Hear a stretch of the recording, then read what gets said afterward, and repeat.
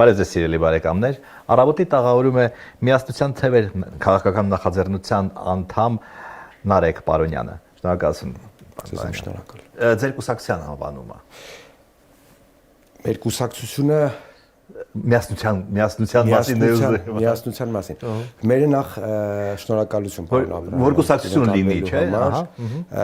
Մերը նախ առաջինը այս պահի դրությամբ քաղաքական նախաձեռնությունն է,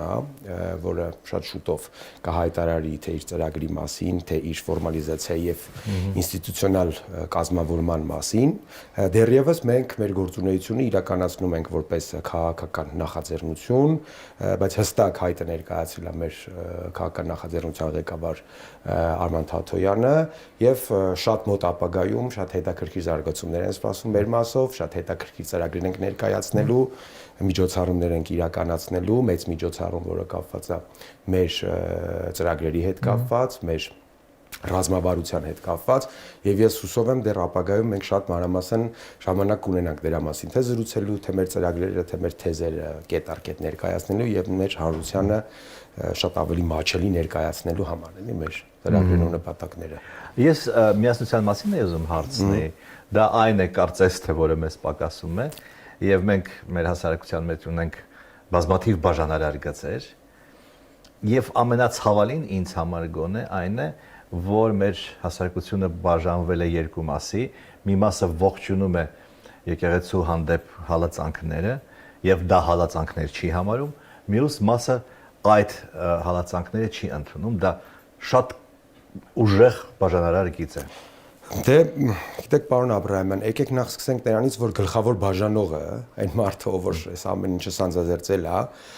հենց հստակ դրա համար էլ նպատակը դրել է, որովհետև կա մի հայտնի ասացվածք տունը, որը մեջտեղից բաժանվում է, չի կարող մնալ կանգուն։ Հիմա Նիկոլ Փաշինյանը ցանկացած իր գործընթաց սկսում այդ բաժանությունով, էլի, անջատելով մարդկանց տարանջատելով, սևերի սպիտակների բաժանելով, նախկինների ներկաների բաժանելով, եւ այս եկեղեցու դեմ արշավը Նիկոլ Փաշինյանը հենց ձեռնարկեց իմ կարծիքով բացի նրանից, որ հայ առաքելական եկեղեցին հանդիսանում է համահայկական ամենախոշոր կառույցը, ազգային կառույցը, որը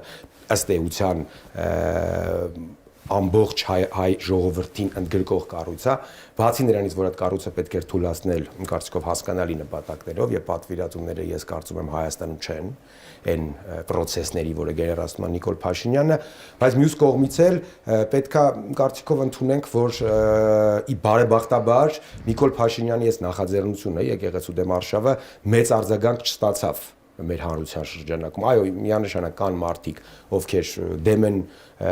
հայ առաքելական եկեղեցու այսօրվա ղեկավարությանը, կողմ են Նիկոլ Փաշինյանի այս կործանարար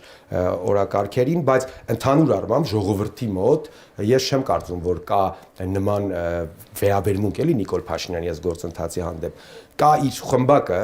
փոքր, այսպես ասած, որը առաջ է տանում այդ նարատիվները, բայց ժողովրդի մեծ մասը ցավոք սրտի մեծ մասը նեյտրալ է, բայց կան նաև շատ կուր խումբ եկեղեցու պաշտպանների, էլի։ Նիկոլ Փաշինյանի այս ձգումները, այս եկեղեցու դեմ այս զազրախոսությունը հենց իմ կարծիքով նրա արդյունքն է, որ ինքը հասկացավ, որ ժողովրդի մոտ ընկալում չստացավ նրա արշավը, որովհետև ես կարծում եմ, չգիտեմ, դուք իմ հետ կհամաձայնվեք կամ մեզ դիտողները, որ Նիկոլ Փաշինյանը եւ իր պատվիրատուները լավ չէին հաշվարկել մեր ժողովրդի ընկալումը հայ առաքելական եկեղեցու նկատմամբ, որովհետև ինչքան էլ մենք օբյեկտիվ կամ սուբյեկտիվ պատճառներով որոշակի վերապահումներ ունենանք մեր եկեղեցու բարձրագույն ղեկավարության հանդեպ, այնուամենայնիվ քրիստոնեությունը այս հազարամյակների ընթացքում դարել է արդեն հայերի ինքնության մի մասը եւ վեհապարը եկեղեցին եւ կառույցը հենց եկեղեցին այնքան սակրալ արժեք է դարել մեր ժողովրդի համար, որ Նիկոլ Փաշինյանի այս օրակարգը մասսայականություն չստացավ, էլի, բարեբախտաբար չստացավ։ Ընդհակառակը ես կարծում եմ նաեւ, որ որոշ առումով կարելի է նաեւ ասել, որ վեհապար Հայրապետի հեղինակությունը հանրության շրջանում եւ նրա պաշտպանների թիվը ավելի ավելացավ այս Նիկոլ Փաշինյանի այս հարձակման ֆոնին, էլի։ Ճիշտ ասած, ես կմտածեի, որ քաղաքական դաշտը, ընդդիմադիր քաղաքական դաշտը այս հարցում պետք է էլի միասնական պետք է լիներ, հա, որովհետեւ ինչ կասեիք, եթե բոլոր ընդդիմադիր կուսակցությունները հանդես գային մեկ հայտարարությամբ բոլոր իրենց տարաձայնությունները մի կողմ դնելով, որ նրանք սատարում են հայ առաքելական եկեղեցուն։ Իրականում, պարոն Աբրահամյան, ձեր ասածը շատ ճիշտ քաղաքական օրակարգ է եւ ես դրա մասին շատ բազմիցս խոսացել եմ, բացի ինձնից նաեւ դրա մասին խոսում են մեր քաղաքական նախաձեռնության մյուս անդամները, մեր քաղաքական նախաձեռնության ղեկավարներից Դավիթ Անանյանը հարցազրույցների ընթացքում մի քանի անգամ նշեց, որ մեր առաջարկը ըստ էության միասնության թևերի առաջարկը այլ ընդդիմադիր բևեռներին եւ կուսակցություններին հետեւյալն է՝ մի քանի առանցքային հարցերի շուրջ գալ միասնության եւ ամենակարևորը այս պահին միջև բուն ընտրական այդ ընտրարշավի սկսելը հենց եկեղեցու հարցն է եւ իմ կարծիքով այդ միասնական դիմադրությունը, միասնական վերաբերմունքը Նիկոլ Փաշինյանի հարձակմանը եւ միասնական սատարումը եկեղեցուն շատ կարևոր է եւ ես օգտվելով առիթից նաեւ կխնդրեի եւ կհորդորեի մեր մնացյալ ընդդիմադիր գործընկերներին նաեւ հստակ սրա մասին արտահայտվել եւ խոսալ, որովհետեւ նայեք, օրինակ մեր կողմից կա հստակ առաջարկ։ Սիրելի ընդդիմադիրներ, հարգելի ընդդիմադիրներ, եկեք միասնական մեկ օրակարգով, պարտադիր չի մենք լինենք շատ հարցերում գաղափարակից, բայց այս հարցում, որը առանցքային հարց է, որը մեր պետության եւ ազգի հարցն է, մենք պարտավոր ենք լինել միասնական, մենք պետք է միաձայն բոլորս միասին հայտարարենք, որ մենք ցանկացած պարագայում սատարենք հայ առաքելական եկեղեցուն, վեհապար հայրապետին, դատապարտում ենք Նիկոլ Փաշինյանի գործունեությունը եւ նաեւ փորձենք այս հարցի շուրջ որոշակի օրակարգեր մշակել, որպեսզի կարողանանք թույլատնել Նիկոլ Փաշինյանի այս հարցակողական տեմպը եկեղեցու վրա։ Դուք սկսեցիք դրա մասին խոսել։ Ինչով եք բացատրում ինչ որ ռացիոնալ պատճառներ կան այնուամենայնիվ հարձակվելու եկեղեցու վրա։ Դուք ասացիք պատվիրատուները, երբ որ քաղաքական գործիչները ասում են պատվիրատուները, ես միանգամից հարց եմ տալիս, ովքեր են այդ պատվիրատուները, որովհետև շատ հաճախ ասում են պատվիրատուներ, բայց հասցեատերոջը չեն նշում։ Միանշանակ պատվիրատուները ասելը առանց մատնանշելու հստակ դա այդքան էլ ճիշտ չի, դրա համար եկեք ես այսպես պատասխանեմ։ Հայ առաքելական եկեղեցին որպես հայապահպան կառույց, որը իր ողջ գործունեության ընթացքում զբաղվել է հայ ժողովրդի միասնականությամբ, հայկական հարցի առաջ մղելով, վերջին տասնամյակներում նաև Արցախյան հարցով, խանգարում է որոշակի պետություններին եւ խանգարումը նրանց շահերին։ Հիմա մենք կարող ենք մտածել, արդյոք այդ պետությունը Ամերիկայի Միացյալ Նահանգներն են, իմ կարծիքով ոչ։ Արդյոք այդ պետությունը Ռուսաստանն է, իմ կարծիքով ոչ։ Որ պետությունն է, որի օրակարգը Եվրամիությունն էլ դժվար լինի, Չինաստանն էլ դժվար լինի, հետեւաբար ես կարծում եմ, եթե մենք այս տրամաբանությունը շարունակենք, մենք կգանք այն եզրակացության, որ ցավոք սրտի հայ առաքելական եկեղեցու դեմ այս գործընթացը շահեկան է Թուրքիայի եւ Ադրբեջանի համար եւ կան նաեւ հստակ ապացույցներ դրա, որովհետեւ Նիկոլ Փաշինյանը հարձակումը երբ որ առաջին անգամ սկսեց կառավարության նիստի ժամանակ եւ այդ Չուլանների պատմությունը սկսեց, դրանից մի քանի օր առաջ Ադրբեջանի հոգեվոր առաջնորդը Փաշազադեն հայտարարություն տարածեց եւ ուղիղ մեղադրեց հայ առաքելական եկեղեցուն ռեմաշիզմի մեջ, որովհետեւ այդ օրերին վեհապար հայրապետը բարձր միջազգային ատյաններում բարձրացրել էր արցախցիների բնական իրավունքի եւ Արցախում իրականացված էթնիկ զտման հարցերը։ Հիմա դա զուգատիպություն է, ինչպես ասում են, չեմ կարծում։ Մյուս կողմից էլ նույն Թուրքիան, որը տարիներ շարունակ, դարեր շարունակ պայքարել է հայ առաքելական եկեղեցու դեմ եւ հայ առաքելական եկեղեցու այս ցանցային կառույց լինելը շատ հարցերում միջազգային տարբեր հարթակներում խաթարում է Թուրքիայի օրակարգերը եւ ես չեմ զարմանա, եթե ապագայում պարզվի, որ Թուրքիա եւ Ադրբեջանի շահը եւ հետաքրքրվածությունը այս հարցում շատ մեծ է։ Դա կպարզենք իմ կարծիքով ավելի հստակ փաստերով, հիմա կարող ենք միայն կարծիքներ արտահայտել, բայց հստակ մենք փաստերով դա կպարզենք, հուսով եմ իշխանափոխությունից հետո, երբ որ Փաշինյանը այլևս չի լինի Հայաստանի վարչապետ։ Կարծես թե իշխանությունը ձգտում է դեպի Եվրոպա, չէ՞, բացարձակ ձգտում է Եվրամիության անդամ դառնալ եւ այլն, եւ պարոն Թաթոյանը դրա մասին նույնպես գրել է, բայց նա նշել է, որ այդ անթակույց ռեպրեսիաները անդիմադիրների, անդիմախոսների եւ եկեղեցու նկատմամբ որևէ եվրոպական երկրում, ԵՄ որևէ անդամ երկրում բացառված են պարզապես։ Գիտեք, ես չեմ կարծում, որ Նիկոլ Փաշինյանը իր էությամբ, իր կենսագրությամբ, նաև իր թիմը այնպիսի մարդիկ են, որոնց կարելի է համեմատության մեջ դնել եվրոպական արժեքների հետ կամ ես չեմ տեսնում այնտեղ մարդ, որը եվրոպական արժեհամակարգի կրող է, կարծիքով Նիկոլ Փաշինյանը շատ հմուտ կերպով, նրա մոտ միշտ է ստացվել է, խաղում է մի քանի լարի վրա, մի կողմից օբյեկտիվորեն կան դժգոհություններ մեր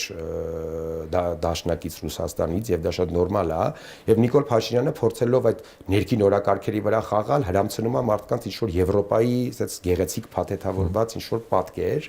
բայց մյուս կողմից էլ ինչպես դուք ճիշտ նշեցիք եւ ես համաձայն եմ, որ Նիկոլ Փաշինյանի արարքները ոչ մի աղերս չունեն եվրոպական քաղաքակրթության հետ, դեմոկրատական համակարգերի հետ, որովհետեւ չկա եվրոպական մի երկիր, որտեղ այսպիսի բացահայտ ավտորիտար համակարգ ըստ էության կառուցվի եւ դա լինի նորմալ։ Նիկոլ Փաշինյանը կառավարում է թե Հայաստանի գործադիր մարմինը, թե ուղիղ կառավարում է քննչականը, թե ուղիղ կառավարում է ոստիկանությունը, թե ազգային անվտանգության ծառայությունը, նույնիսկ հասել է լկտիության այն աշճանի, որ ինքը շատ բաց է, բայց ասում է կառավարությունը ես եմ։ Հիմա դա ինչքանով է հարաբերվում եվրոպական դեմոկրատիայի հետ, իմ կարծում եմ, որ ընդհանրապես չի հարաբերվում, եւ բացի դրանից կա մի շատ կարեւոր ցուցիչ էլ նաեւ, որ օրինակ, գիտեք, Հայաստանի Հանրապետությունում, կարծում եմ դուք համոզված եմ, որ գիտեք, 2000, եթե չեմ սխալվում, 3 թվականից սկսած Հայաստանի Հանրապետության քաղաքացիները, որոնք չեն բնակվում Հայաստանում, զրկված են ընտրելու իրավունքից։ Իսկ չկա եվրոպական գետ մեկ երկիր, որի քաղաքացիները իրավունք չունեն գտնելով արտասահմանում մասնակցել ընտրություններին, դա կարևորագույն ցուցիչ է եվրոպական դեմոկրատական համակարգերին հարելու առումով, էլի, նույնիսկ Ռուսաստանում, որը մեղմ ասած եվրոպական արժեհամակարգի կրող չի եւ դեմոկրատական համակարգ չի, նույնիսկ Ռուսաստանի քաղաքացիները արտերկրում իրավունք ունեն քրեարկելու, հենց դրա մասին է հենց մեր վերջին ընտրությունները Պուտինի, երբ որ Հայաստանում ռելոկանտները 100-200-300 մետրանոց հերթ էին կանգնած Ռուսաստանի դեսպանատան առջև ու նրանք բնական է գնում էին քվեարկեին դեմ Պուտինին, որովհետեւ նրանք փախել էին ըստ էության Պուտինի քաղաքականությունից, բայց տեսեք Նիկոլ Փաշինյանը առավոտից երեկո խոսալով դեմոկրատիայից, առավոտից երեկո մարդկանց տենց խափելով այդ եվրոպական հեքիաթներով, չգիտես ինչու չի վերականգնում մեր քաղաքացիների բնական իրավունքը մասնակցել իրենց երկրում ընտրությունների, ընդ որում պետք է նշենք, որ այդ օրենքը ընդունել է Նիկոլ Փաշինյանի գլխավոր օպոնենտը, այն մարդը, ում որ Նիկոլ Փաշինյանը ամենթադ փորձում է ներկայացնել իբրև իր հակապատկեր։ Նախկինները, էլի, հիմա հարց է առաջանում Նիկոլ Փաշինյան, լավ, եթե դու այդքան դեմոկրատ ես, այդքան թավշա ես, այդքան ժողովրդավար ես, խնդիրը ինչու՞մ է, որ դու նախկինների, ավտորիտար նախկինների ընդունած ոչ ժողովրդավարական օրենքները չես ընդունում, չէ, հետ չես բերում այդ իրավունքը, էլի հայ ժողովրդի։ Հիմա ես կարծում եմ, որ Նիկոլ Փաշինյանի այս ամբողջ այդ եվրոպական ռևերանսները դրանք ընդամենը այստեղից այնտեղից ինչ-որ մի բան կպցնելու, իր թիմի համար որոշակի ֆինանսավորում բերելու, եվրոպական որոշակի կառույցների եւ համակարգերի կողմից աջակցություն ստանալու, իր սեփական իշխանությունը պահելու համար, էլի ինչ որ փորձեր են, եւ մենք երբեք ու երբեք Նիկոլ Փաշինյանի նման ղեկավարի օրոք եւ այն ուժերի օրոք, որոնք այսօր ներկայանում են ճագերտավոր Եվրոպամետեր, երբեք ու երբեք լիարժեք բանակցության մեջ չենք մտնի Եվրոպայի հետ եւ երբեք ու երբեք եվրոպացիները չեն ընդունի Նիկոլ Փաշինյանին։ Կարող է խոստումներ տան իրենց աշխարհակահաղական շահերից ելնելով, կարող է որոշակի ֆինանսավորում տան, բայց լիիրավ եվրոպական ինտեգրացիայի մասին խոսք Նիկոլ Փաշինյանի դեմքով իմ կարծիքով բացառվում է։ Արժեքային առումով ես ձեզ հետ համաձայն եմ, բայց զուտ քաղաքական առումով ինձ թվում է եւ բացահայտ եվրոպական բարձր չինովնիկները Բրյուսելի հայտարարում են, որ նրանք սատարում են Փաշինյանին եւ սատարում է, ինչպես պարզվեց, նաեւ Վենսը։ Արդյոք այդ ամենը չի կանաչ լույս չի վառում հենց բռնաճնշումների, ռեպրեսիաների եւ տերորի համար։ Ցավոք սրտի Նիկոլ Փաշինյանը կարողացավ հասնել նրան, որ դրսում նրան մեծ հաշվով սատարում են բոլորը։ եթե խոսանք օբյեկտիվ, իսկ ես կարծում եմ, որ արդեն իսկ ժամանակն է, որովհետև մենք մոտիկանում ենք հայ ժողովրդի համար կարևորագույն ընտրություններին, որովհետև եթե այս ընտրություններն էլ մենք տանուլ տվեցինք եւ Նիկոլ Փաշինյանը վերարտադրվեց, կարող ուղղակի Հայաստան չլինի։ Հիմա Նիկոլ Փաշինյանը հասավ նրան, որ դրսի աջակցությունը ունի, բայց հասավ ինչի հաշվին։ Նա հասավ հայ ժողովրդի ու Հայաստանի հաշվին։ Նիկոլ Փաշինյանը առավոտ շուտ զարթնում է, հասկանում է, որ իր իշխանությունը պահելու համար նա պետք է ինչ-որ մի բան տա Եվրոպային տալիս է, ցերեկը մտածում է, որ ինչ-որ բան տալով Ռուսաստանին կպահի իշխանությունը տալիս է, երեկոյան մտածում է, որ ինչ-որ բան տալով կպահի իշխանությունը Թուրքիային տալիս է։ Հիմա նման մարդու, ով բացարձակապես չի սպասարկում իր սեփական պետության շահերը եւ դրսի ցանկացած առաջարկին երկու ձեռով կողմա, բոլորն է կսատարեն, այսինքն ինչու պետք է Եվրոպան, հասկանալով, որ նա Հանձինես Փաշինյանի ունի մի մարդ, ով որ պատրաստ է ցանկացած օրակարգի մեջ մտնել ի վնաս Հայաստանի, ինչու պետք է չսատարի, կամ ինչու պետք է չսատարի Ամերիկան, չնայած Ամերիկայի Միացյալ Նահանգների բարագայում մի քիչ այլ է, որովհետև բարեբախտաբար մեզ համար թրիփ նախաձեռնությունը արդեն ասելով Ամերիկայի թեմային էլի թրիփ նախաձեռնությունը որոշակի զսպող ֆունկցիա ունեցավ էլի Հայաստանի Հանրապետության անվտանգության համար էլի թրիփին կանցնենք անպայման ընդհանրապես Վենսի այցը հա մի քանի բաղադրիչ ուներ բացի հայտարարությունից որ սատարում է Փաշինյանից ունի նաև եւ տնտեսական եւ անվտանգային բաղադրիչ սկսենք տնտեսականից հա չխորանալով խոստումները կառուցել կամ չգիտեմ պայմանավորվածությունները կառուցել նոր ատոմակայան կամ նոր մոդուլային ավելի փոքր ատոմակայան որքանով են այդ ծրագրերը իրատեսական գիտեք հաշվի առնելով որ Վենսը եւ Ամերիկայի այսօրվա վարչակազմը գործաբռնում մի իշխանության հետ որոնք նույնիսկ սրճարանների սեղաններից աղամանները չկարողացան նորմալ հեռացնել ես չեմ կարծում որ Նիկոլ Փաշինյանը որևիցե մի նման մեգա պրոյեկտ կարողանա գլուխ բերել, էլի, որտեղ Նիկոլ Փաշինյանի պատմությունը որպես իշխանություն ցախողումների պատմությունն է մեկը մեկից, բայց ինչ վերաբերվում է կոնկրետ Վենսի առաջարկներին։ Նախ ատոմակայանի հարցը բաց է, որովհետև ըստ էության մենք պետք է այդ խնդիրը լուծենք ատոմակայանի խնդիր կա, էլի, ատոմակայանի շահագործման հետ կապված, ռեակտորների մաշվածության հետ կապված եւ ինչքան էլ վերանորոգեն, գալու է մի պահ,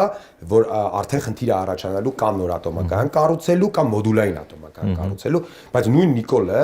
օրեր առաջ ասեց, որ ոչ, բանակցությունները գնում են դեռ, ունենք բանակցություններ Ֆրանսիայի հետ, Չինաստանի հետ, Ռուսաստանի հետ, այսինքն այդտեղ էլ տես հստակություն չկա, էլի։ Մյուս կողմից այդ տնտեսական ներդրումները, որոնց մասին դուք ասում եք, շատ արդեն այդ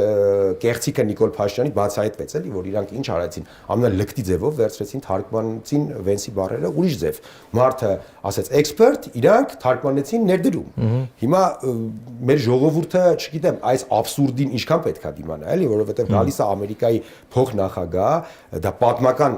այց է, էլի, Հայաստանի համար նման բան չի եղել Հայաստանի պատմության մեջ, գալիս է, խոսում է մի բանից, բայց Նիկոլ Փաշինյանը իր թիմի հետ միասին կեղծում է այդ մարդու խոսքերը ուղիղ եթերով, էլի։ Ինչ վերաբերում է այդ 9 միլիարդի այդ պատմության մասին, դե պարզ արդեն դարձավ, որ մարդը խոսում էր ոչ թե ինվեստմենտի մասին, այլ էքսպերտի, այսինքն Ամերիկայից արտահանման։ Կոպիտ ասած, Վենսը նկատի ուներ, որ Ամերիկան արտահանելու է տեխնոլոգիաներ եւ աշխատուժ, եւ մենք ենք իրանց վճարելու այդ փողը, ոչ թե իրանք են մեզ տալու։ Հիմա այդ իրականացնած ծրագրերը իրականում շատ կարեւոր են, որովհետեւ ինչպես նշեցի, այդ ատոմակայանի հարցը կա, այո, մոդուլային ատոմակայանները ապագայի տեխնոլոգիաներ են,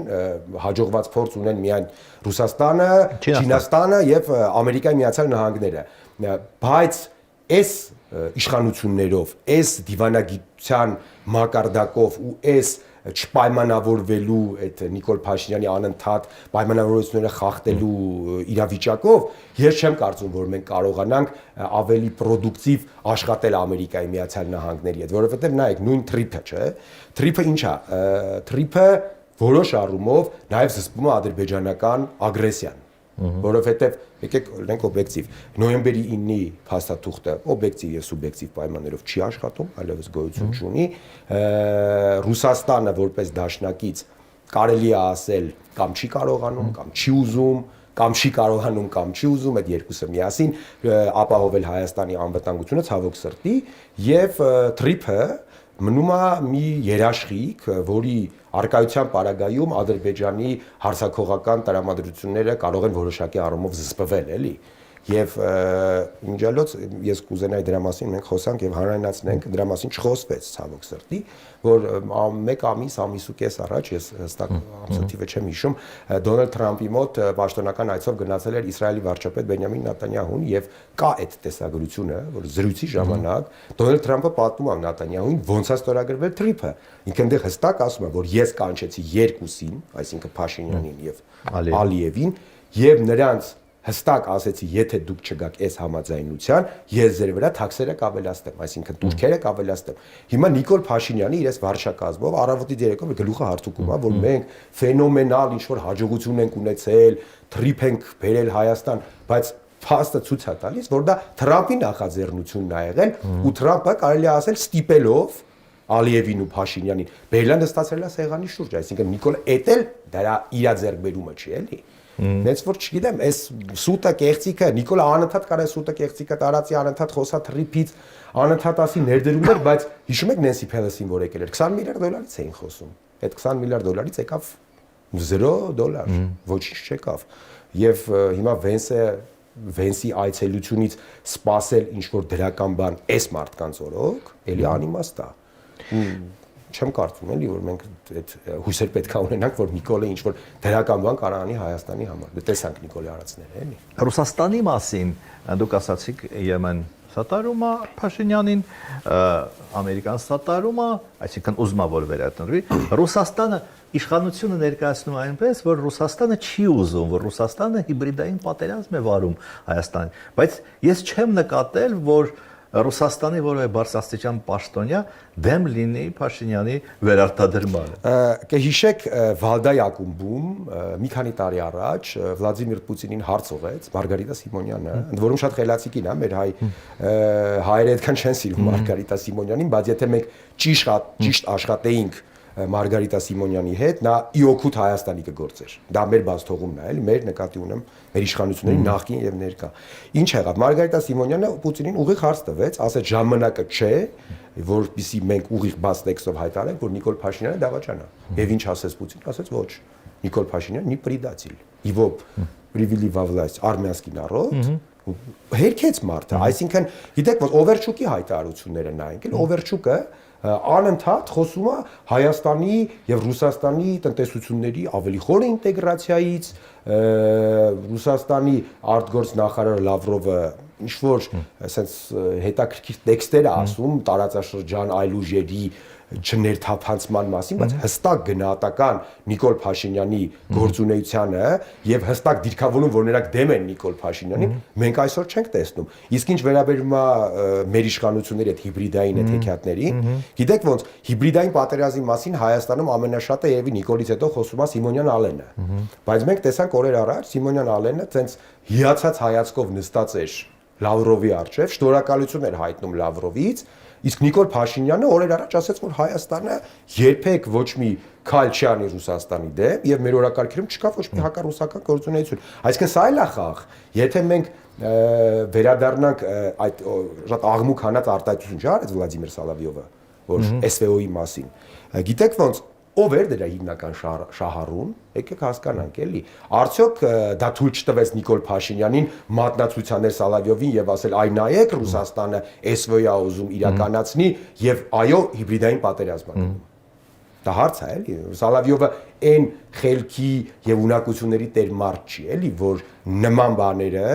անի առանց հասկանալու։ Նա շատ լավ գիտեր, որ նրա այդ քաղաքական պասը բռնելու է Նիկոլ Փաշինյանը եւ սկսի այստեղ օգտագործել հակառուսական այդ տրամադրություններ գեներացնելու համար եւ այդ հակառուսական տրամադրությունների արդյունքում վերընտրվելու համար։ Հիմա ով էր Սալավյովի պատվիրատուն։ Դա էլ է հարց էլի։ Բայց միևնույն ժամանակ, որ խոսքը չհնչի sense բան, ես պետքա նշեմ, որ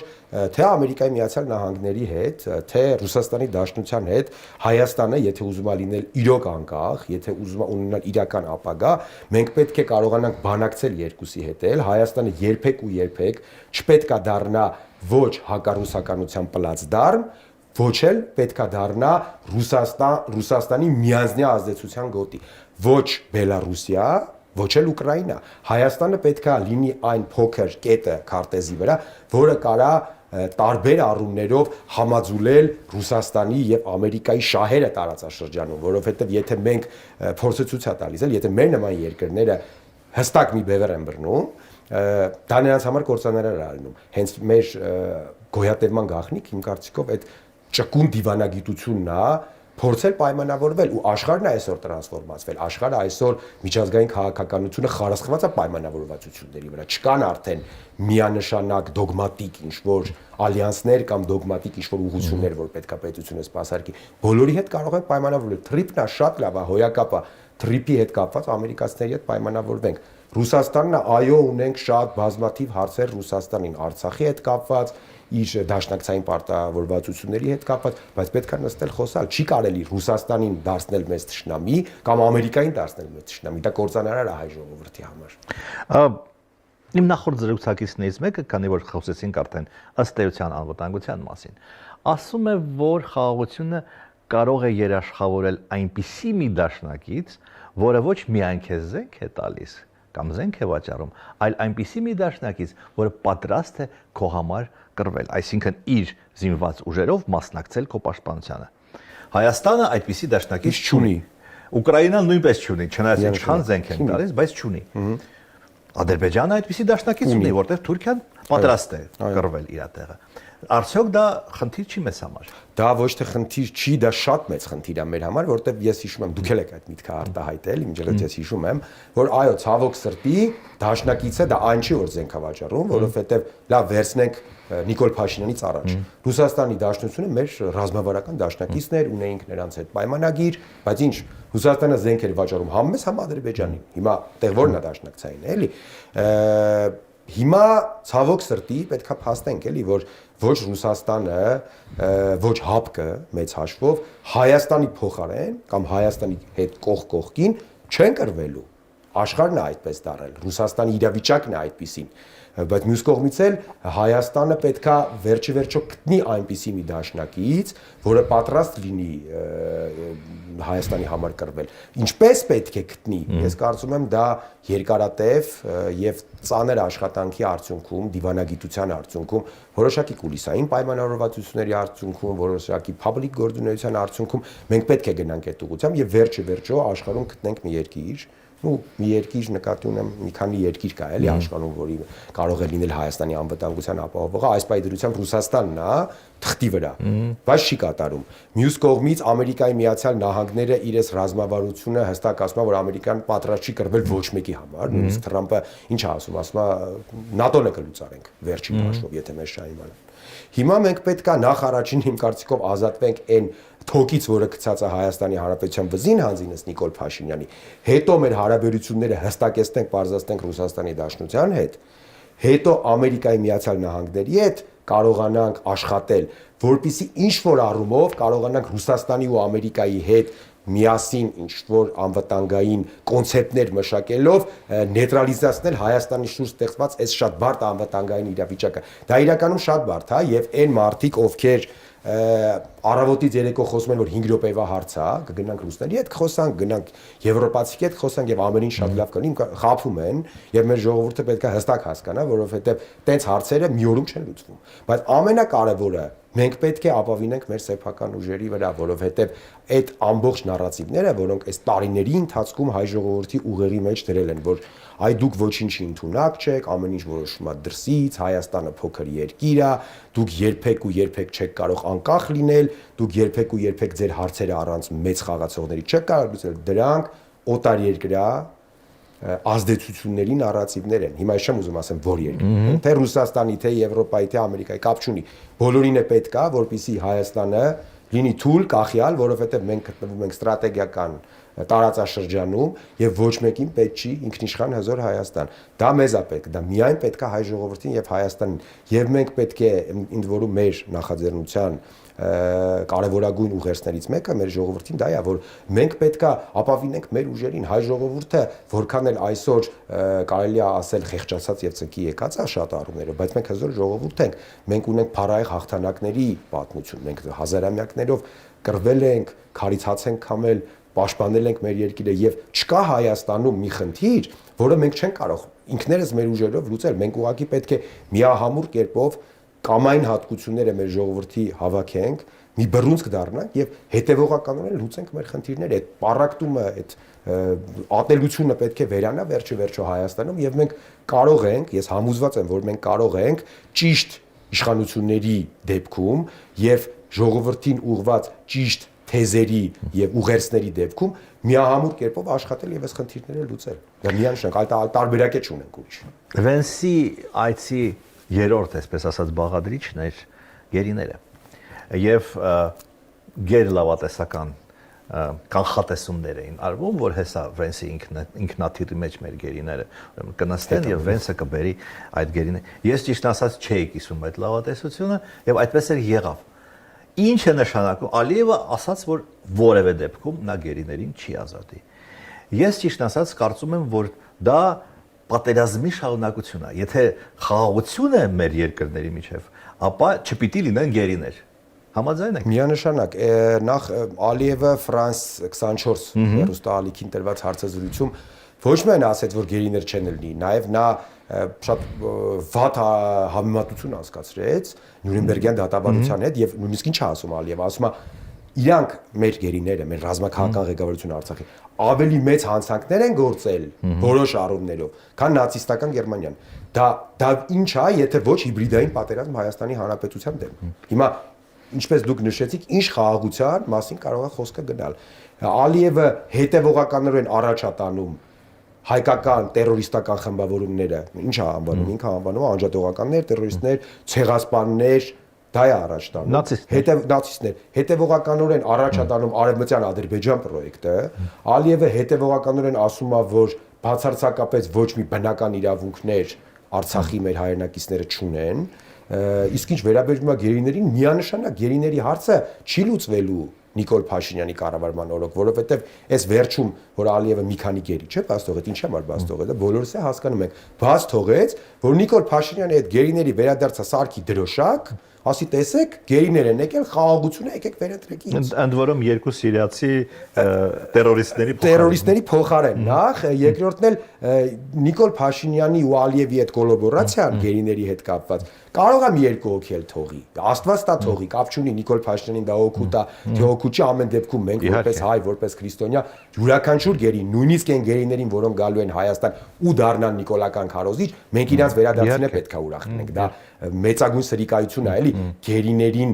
քաղաքական ինչ-որ աստարտալ եւ բաժանել նիկոլականների եւ ընդդիմադիրների, չէ, ով վերադարձավ, մեր եղբայրներն են, մեր հայրենակիցներն են, Աստված տա նրանք վերադառնան։ Բայց եթե նույնիսկ Ալիևը 1-2 գերի էլ թողեց նախընտրական այս փուլում, դա լինելու է բացառապես Նիկոլ Փաշինյանին աջակցելու համար եւ ոչ մի աղերս չի ունենալու խաղաղության հետ։ Իսկ ինչ վերաբերում է ձեր հարցին, Վենսին, եթե թույլ տաք երկու բառով ասեմ, էլի։ Նախ ինչի չեղավ, որովհետեւ Նիկոլ Փաշինյանը ու այսօրվա այս քաղաքացիական պայմանագիր խմբավորումը շահագրգռված չեն իրականում գերիների վերադարձով, որովհետեւ եթե այդ մարդիկ շահագրգռված լինեին գերիների վերադարձով, նրանք հնարավորություն ունեին կոնկրետ Դոնալդ Թրամփի մոտ, որը այսօրվա դրությամբ կարելի ասել միակ մարդն է, որը երաշխավորված կարող է յուրաքանչյուր գերի թողի։ Դրա ապացույցը Լուկաշենկոյի պատմությունն է, որ Վիտկոֆը Լուկաշենկոյին հարցնում է, խնդրում է, ասում է քաղաքբանտարկյալներին բաց թողեք, Լուկաշենկոն պատասխանում է, որ Բելարուսիայում քաղաքբանտարկյալներ չկան, Վիտկոֆը շարունակում է, ասում է Ամերիկայի Միացյալ Նահանգների նախագահ Դոնալդ Թրամփը ձեզ խնդրում է, բաց թողեք քաղաքբանտարկյալներին, Լուկաշենկոն ասում է վերցրեք։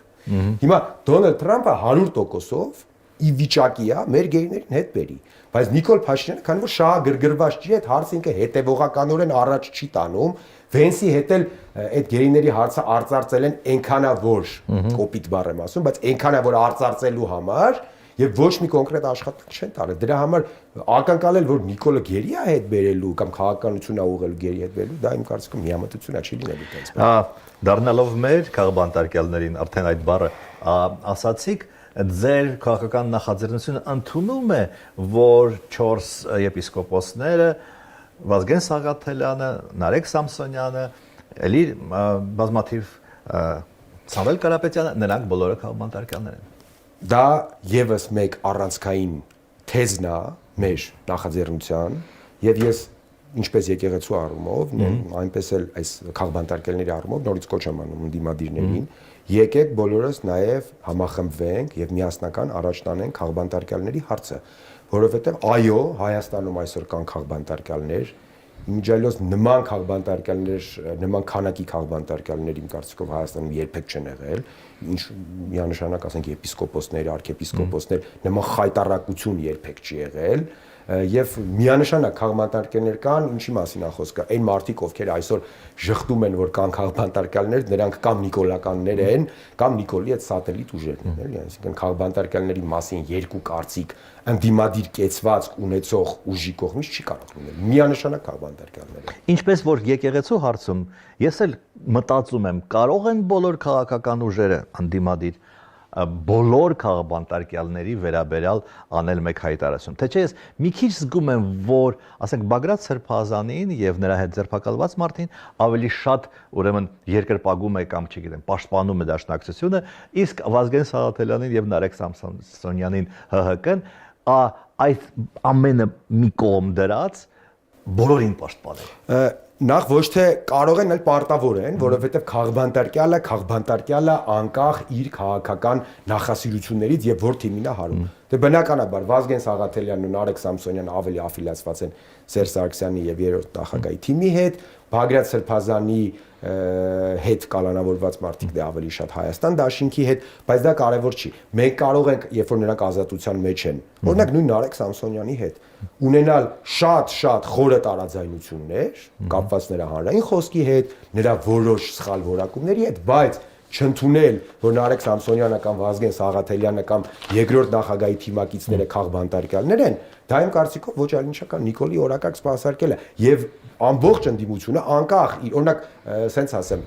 ազգային ժողովրդավարական բևեռը, որը ոչ երկրորդ նախագահի հետ կապ ունի, ոչ երրորդ նախագահի հետ կապ ունի,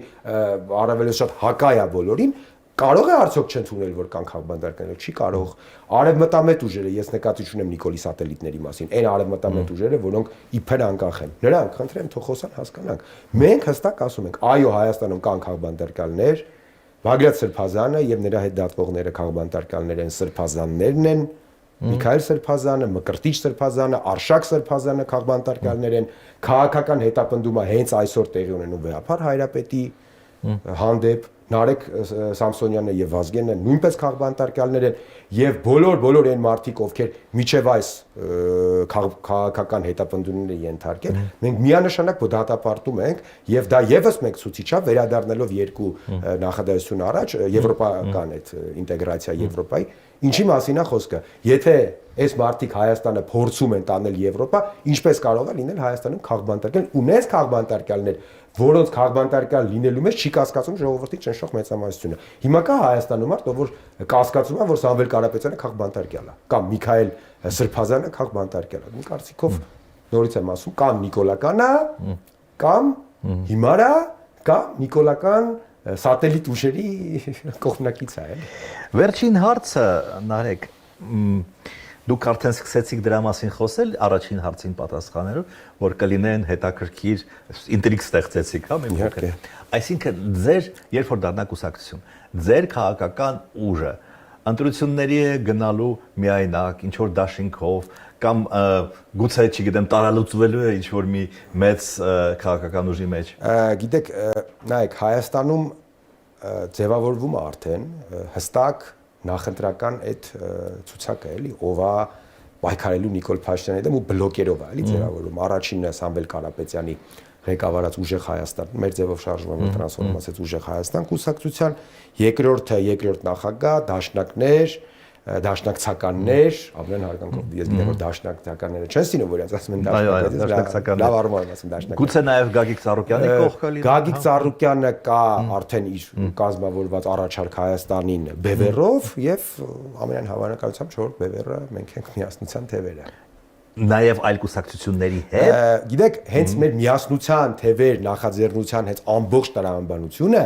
կայանում է, որ մենք պետք է այդ բաժանարար գծերը, որը ստեղծել են Նիկոլ Փաշինյանը եւ իր այդ կողմնակիցները, պետք է կամած մարենք։ Մեր պետք է բոլորի հետ խոսանք, բոլոր շահագրգիռ ուժերի հետ խոսանք, ընթանում են նաև բանակցություններ շատերի հետ։ Զրույցներ եւ մենք փորձում ենք բոլորին բերել այն դաշտ, որ մենք պետք է վերջնական, միասնական ճակատով համագործակցելով այլ իմ կողմից նշած այդ ընդդիմադիր բևերների հետ, միմյանց հնարավորինս չթիրախավորելով գնանք ընտրությունների եւ հստակ գնանք Նիկոլ Փաշինյանին իշխանազրկելու օրակարգով։ Այնպես որ ես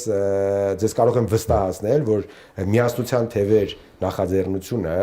Արման Թաթյանի գլխավորությամբ շատ հետաքրքիր ընթացք ունենալու եւ մենք արդարացնելու ենք այն հազարավոր եւ տասնյակ հազարավոր մեր հայրենակիցների սպասումները, որոնք որ ունեն նրանք մեզնից եւ ես խոստանում եմ, որ մենք նրանց հուսախաբ չենք անելու, մենք տալու ենք նրանց այն քաղաքական պրոդուկտը, որի կարոտն են եղել այս մարդիկ այս վերջին տարիների ընթացքում։ Ապագան մնացածը ցույց կտա։ Շնորհակալություն։ Ձեզ եմ շնորհակալ։ Սիրելի բարեկամներ, ես հիշեցնեմ, որ ես զրուցում եի Միասնության թևեր քաղաքական նախաձեռնության անդամ Նարեկ Պարոնյանի հետ։